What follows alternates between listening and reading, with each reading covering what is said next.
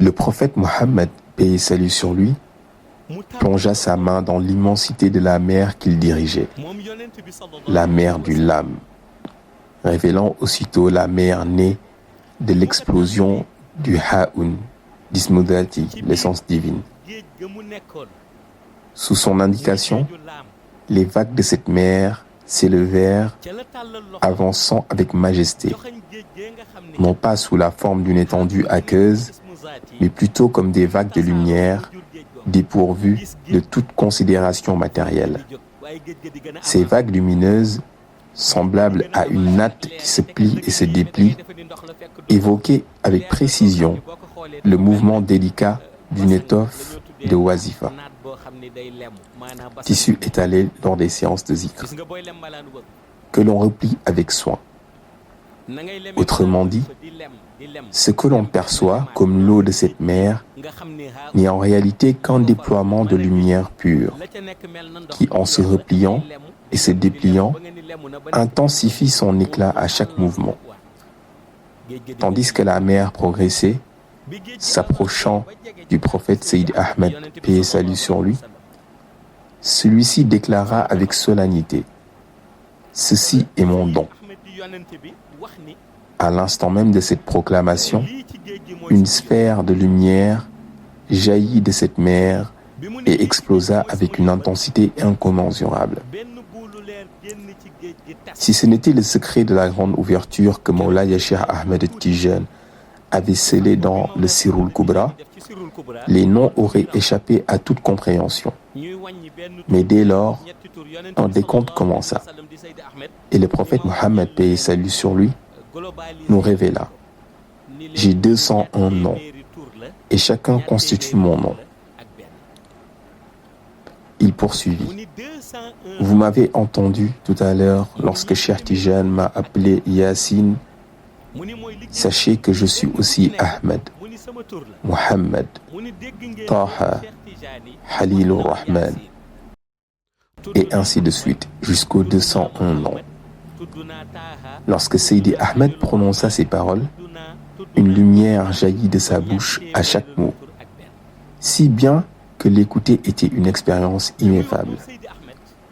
C'était comme savourer d'une manière perpétuelle la quintessence du délice, le plus exquis de tous les plaisirs qu'un être puisse goûter.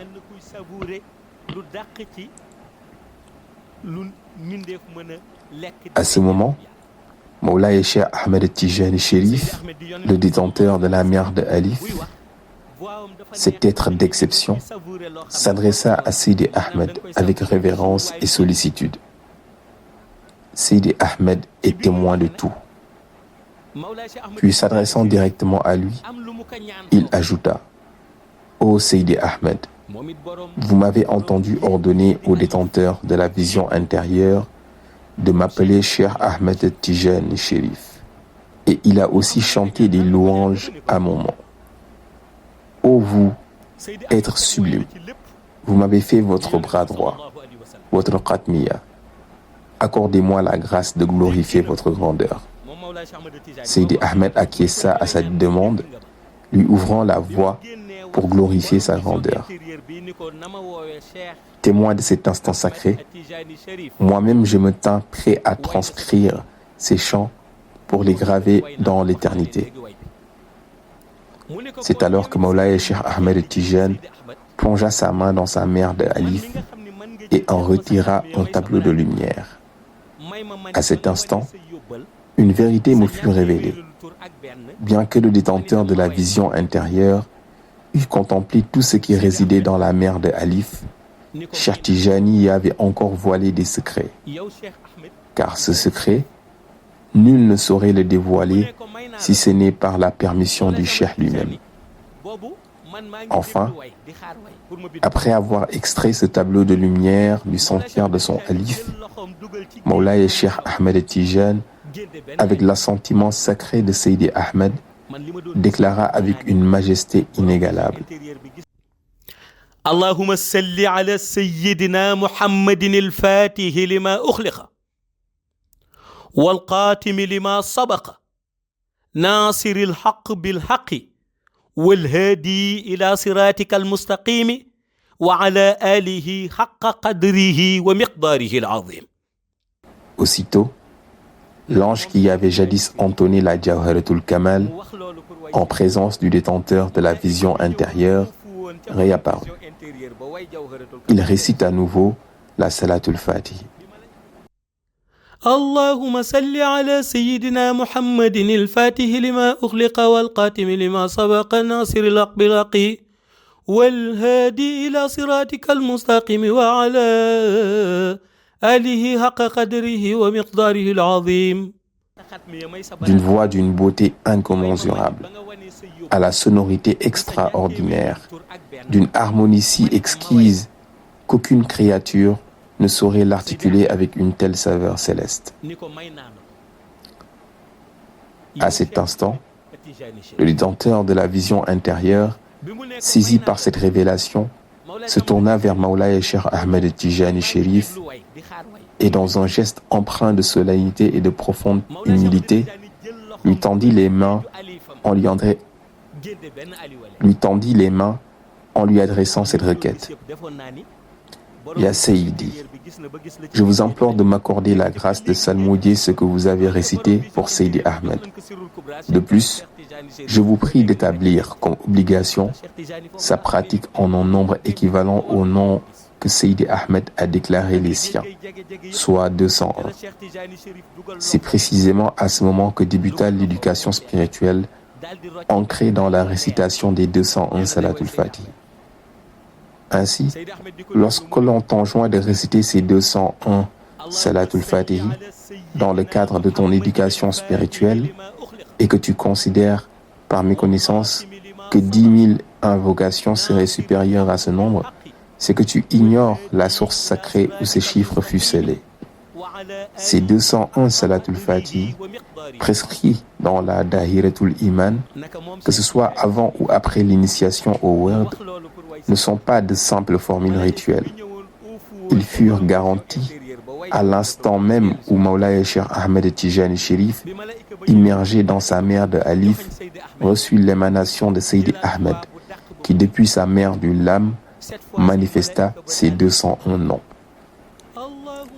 C'est à cet instant que le détenteur de la vision intérieure sollicita la permission de salmodier ce nom sanctifié 201 fois, selon la structure du Salatul Fatih telle que transmise par Mawlaya Cheikh Ahmed Tijani Chérif.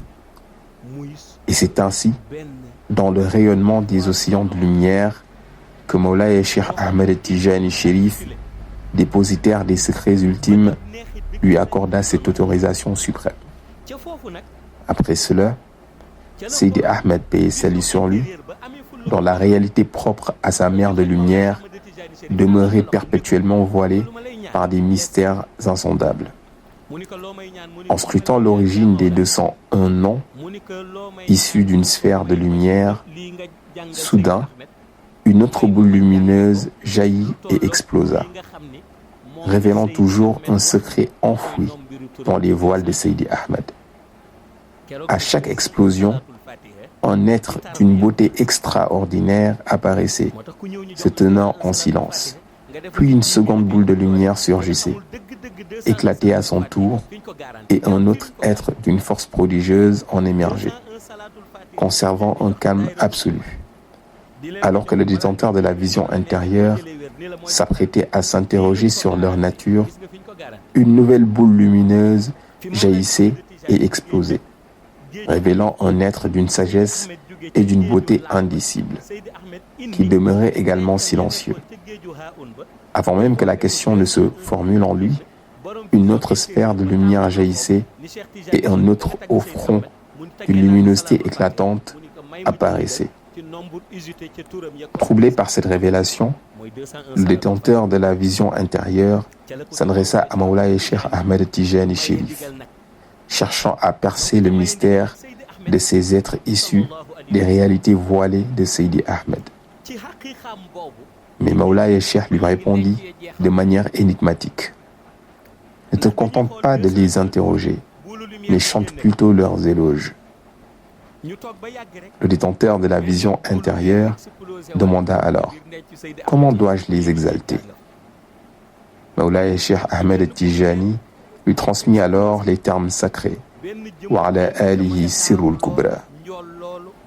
Puis, levant le voile sur ses présences énigmatiques, il déclara: voici les compagnons. Mais toi, tu as le sirrul kubra qui te permettra de contempler toutes ces réalités. Ainsi, le détenteur de la vision intérieure comprit enfin la nature des manifestations successives. La première boule de lumière explosa et donna naissance à Abu Bakr. La deuxième fit émerger Omar. La troisième révéla Ousmane. Enfin, la quatrième dévoila Alioune. Dans une illumination soudaine, il réalisa que les compagnons du prophète, paix et salut sur lui, bien avant leur incarnation terrestre, avaient déjà vu leur engagement, leur volonté et leur mission garanties et scellées dans la mer de lumière. Tout ce qui advint par la suite dans le monde physique, comme leur adhésion à l'islam, leur lutte, leur sacrifice aux côtés du prophète, paix et salut sur lui, etc., ne fut que la matérialisation d'une réalité préétablie.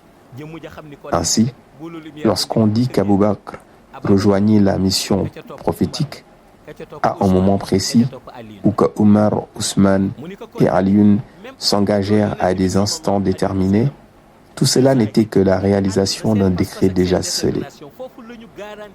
Les Khulafaoul Arba, les 4 khalifes bien guidés, avaient vu leur âme garantie dès l'instant où le prophète Mohammed, paix et salut sur lui, était dans la mer du Lam. À cet instant, Mawlaaya Cheikh Ahmed Tijani Chérif prononça ces paroles sacrées: wa ala alihi sirrul kubra. Puis se tournant vers le détenteur de la vision intérieure, il déclara: pour te récompenser de l'honneur que tu viens de rendre à mes compagnons, je vais poser ma main droite sur ta tête et prononcer Ya Shafi, Ya Shafi, le nom que tu percevais déjà en ton fort intérieur. Dès que Sidi Ahmed posa sa main sur la tête du détenteur de la vision intérieure et énonça le nom divin Ya Shafi, celui-ci ressentit une illumination transcendante, confirmant ce qu'il avait toujours pressenti. Alors, Mawlaaya Cheikh Ahmed Tijani Chérif, dans la continuité de cette transmission sacrée, proclama avec solennité Fayakun, comme complément de ce qu'il a déjà entonné auparavant. Innama amruhu iza arada shay'an an yakula lahu kun fayakun. Porté par l'éclat de cette révélation, le détenteur de la vision intérieure s'adressa à Mawlaaya Cheikh Ahmed Tijani et lui dit: puisque vous nous avez exposé la nature des mers et la profondeur de leur réalité, enseignez-nous à présent leurs finalités ultimes. À ces mots, Mawlaaya Cheikh Ahmed Tijani Chérif, dépositaire des ultimes secrets, répondit: si vous souhaitez connaître leur finalité, je vais procéder à leur décryptage en votre faveur.